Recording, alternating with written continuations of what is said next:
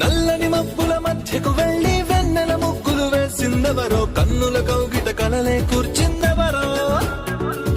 రంగులు పొదిగిన వాసంతాన్ని రివ్వున రమ్మని పిలిచిందెవరో, గుప్పెడు గుండెకు చప్పుడు నేర్పిందెవరో,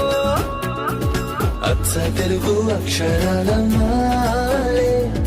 అంతులేని ఇంత గొప్ప కేళి హోలీ, లక్ష లక్షణాల పాల వెళ్ళి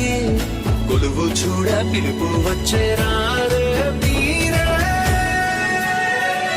నింగికి నేలకు మధ్యన జరిగే వైభోగాన్ని చూతము రండి, సిరితో శ్రీహరి అడుగులు కూడా వేళ.